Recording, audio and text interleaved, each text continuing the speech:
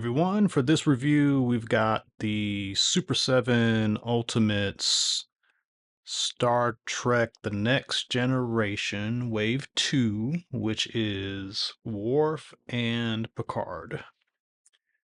The packaging is similar to Wave 1. It's basic. At the same time, there's a lot of nice, cool stuff going on with it. So you get the Starfleet emblem. You get the names at the bottom. Um, these did not have the cardboard slip covers that the earlier Ultimates figures had. On top, you've got Ultimates written again. On the back, you got the Next Generation. And let's take the plastic off.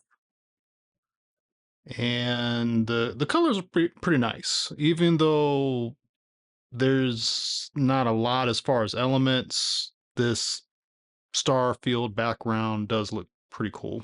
Um, and there's nice Star Trek Ultimates at the bottom.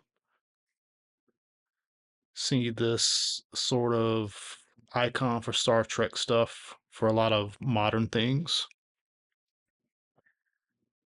Let's get the Picard packaging out.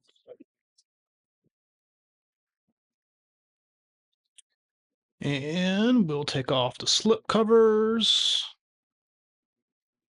And it's looking pretty nice. And that's looking pretty good too.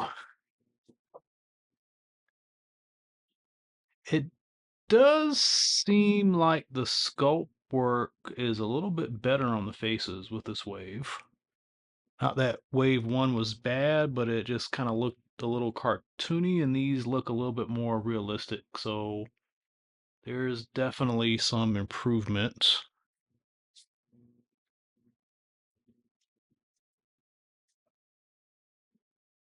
So we've got some file cards with these nice graphics for the Enterprise computer system.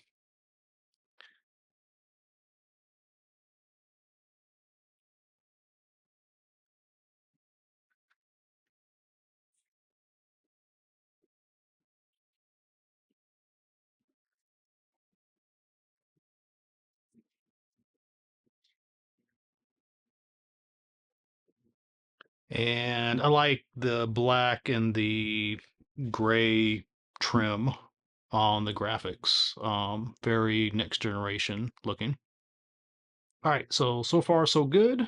I'm going to take them out the package and uh, review them a little bit here and do a little bit of comparisons. Okay, so here they are out of the box. And as you can see, these are very detailed. Now, the bodies are pretty smooth, and that's typical for the ultimate stuff. But outside of that, good sculpting on Worf's hair, on his sash. The Starfleet symbol is very crisp, and the paint on it is really nice. He's got a lot of detail on his head, on his face. Um, Matter of fact, I'm going to zoom in here a little bit so you can see both of these guys. They look really good, and they are shockingly realistic looking. I don't think they have any kind of like photoreal tech happening. It may have just like been able to really dial in the sculpt, and they did some creative stuff with the paint apps. Like Worf's skin is pretty um flat as far as being like one tone. Like I don't see any wash or anything like that. Whereas Picard seems like he's got quite a few things going on. Like he's not just this base skin color. the top of the head is lighter than the front of the head, like the top brow, but the nose is lighter, and even above his lip, he's got kind of like a 12 o'clock shadow. It's interesting what they did. Which is going to be a little stark when we do some comparisons here in a moment. I don't know if this is going to be a continuous thing for Super 7 or this is a one-time deal or if this is like kind of like a happy mistake and it just came out like this when it wasn't the intention, but it makes them both stand out. Um, each of them also come with a alternate head. So for Worf, it's this angry face, which is appropriate. And for Picard, he's got kind of this he's smiling. I guess that's what it is. He's smiling. Kind of a pensive smile. All right. So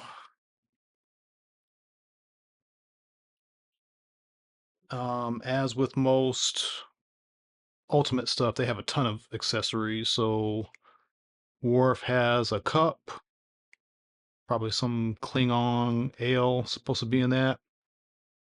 He's got his blade. I'm sorry, I cannot remember what the name of this is. Sure, there are some Star Trek fans who can tell me. I used to know the name of this. I used to watch this every week. Um, I can't remember the name right now.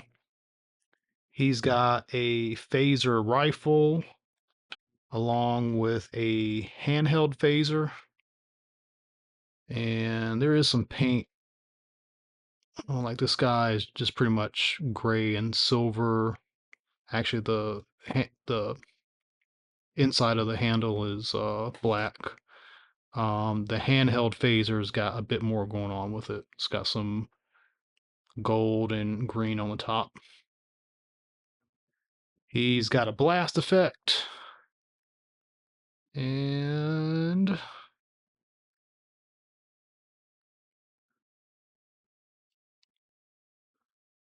how do these work?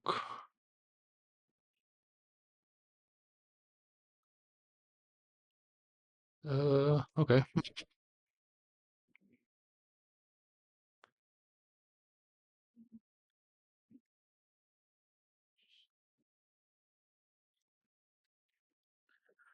Okay, I got one of them on there. They're really hard to get on there. But they do fit. That's nice.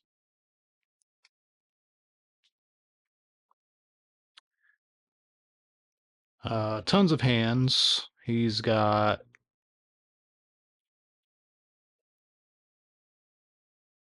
general holding hand. This is definitely a phaser holding hand. Larger grip. And then for the other hand, standard grip and a fist. That's interesting. So he doesn't have two fists. And Picard, since we're talking about hands, yeah, that's interesting. He comes with relaxed hands. He's got another relaxed hand in the box. He's got a very tight grip hand. This is definitely a phaser holding hand. And then he has a pointing hand. And then for his other hand, he's got a very tight but relaxed grip and a larger grip hand. And then for accessories, he's got his cup of Earl Grey and a little. This is gonna be hard to pick up. Oh, it's so tiny and flat. This is a little coaster, dish, whatever. He can hold it and drink from. He's got a phaser and it's painted the exact same way as Worf's. He's got his, what does this say? This is a book of Shakespeare. He would read that pretty often. The paint on this is pretty good. This is like tampoed. Whoops, it does not open, but it is sculpted like there's actual pages, like you could possibly open it. And then he's got this fencing sword, which he used pretty often.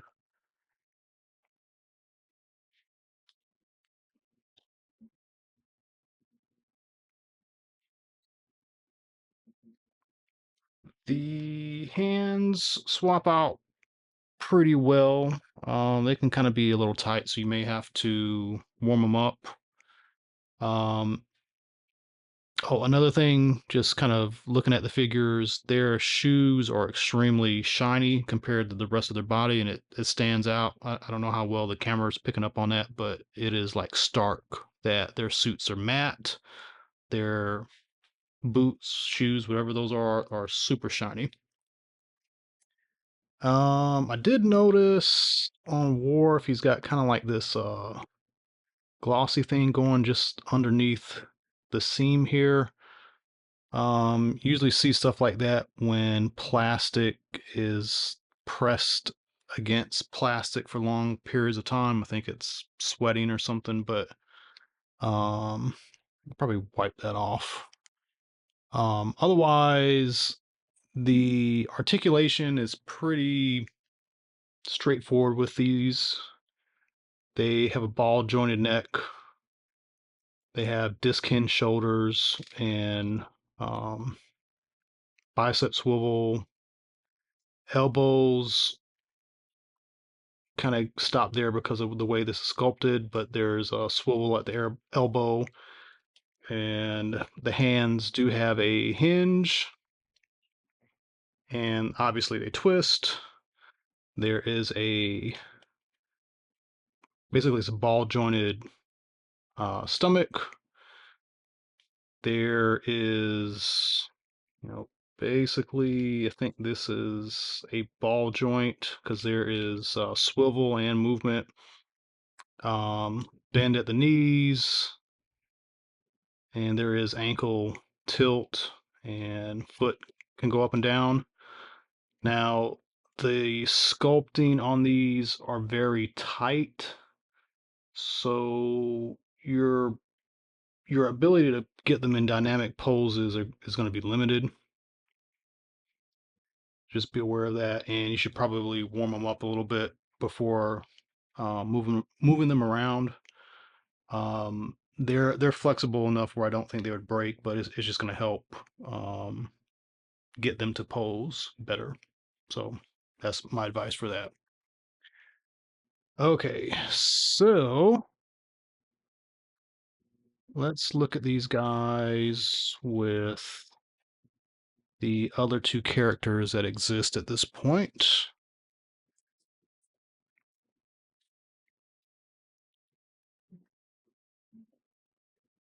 Whoops.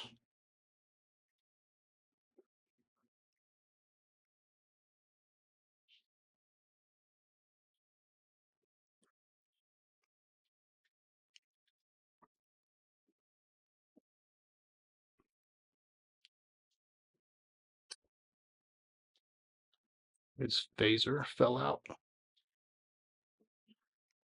So, as you see, Worf is appropriately taller than the rest of these guys. Um, hmm. So maybe Worf and Riker are sharing the same body, and Data and Picard are sharing the same body. Let's do this.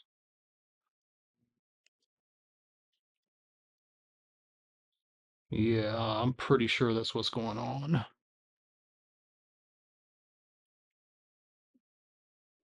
Taking a look at wrinkles and things like that, and that seems to be what's going on. Now here's a thing with Riker. I feel like the likeness is pretty good, but as you see, the face is pretty flat. I mean, there is some different things going on with the face, but like his face compared to Jean-Luc is just night and day. Like there's more color variation going on here, and I think both have good sculpts, but they sculpted wrinkles on Picard, and it's just gonna make him look more realistic because of that.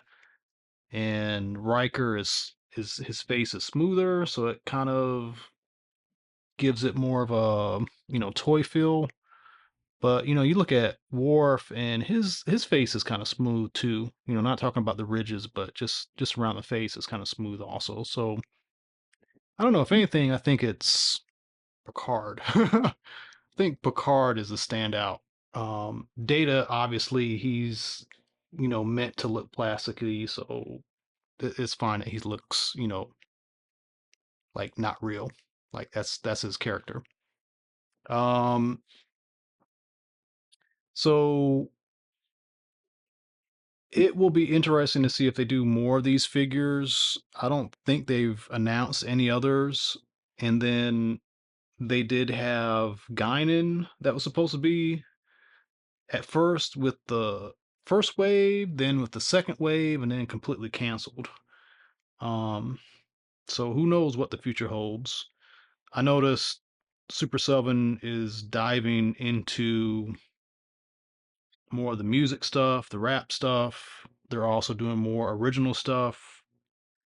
Who knows what the future holds? There, I haven't seen any marketing for reaction for Star Trek either, so it's very possible this could be it. I hope not. Also, you're gonna have a limitation with how you can display these because these aren't going to display at all with the Playmate stuff. I would say maybe the Diamond Select, but I think actually they may be similar size, but the sculpting is just going to look different. And like even with the other Super 7 stuff, the other stuff is way too tuned. So I don't know. But the idea is that you collect the Super 7 stuff. It's meant for that all to be kind of like one collection. So if you're collecting these, you're kind of expected to be, buying more Super 7 Ultimates. They'll all fit together. And if you're not into the other stuff, you're going to be very limited with what this is going to look good next to. If you're a Star Trek fan, you should definitely get these. And if you're on the fence, I still think these are good figures, but it's just going to be interesting to see if they're going to do anything else. I think they should at least do Geordi, and Wesley would be a good character. Dr. Crusher, Deanna, oh Q. How can you have the next generation without Q? So there's some good A-list characters that I think they could do that they should be able to solicit and get enough orders for. But it kind of seems like tertiary characters are probably not going to sell well. Just some food for thought. But that's it for the review. Let me know what you think. And as always, thanks for watching and tune in again. We'll have some more reviews coming up. Thank you.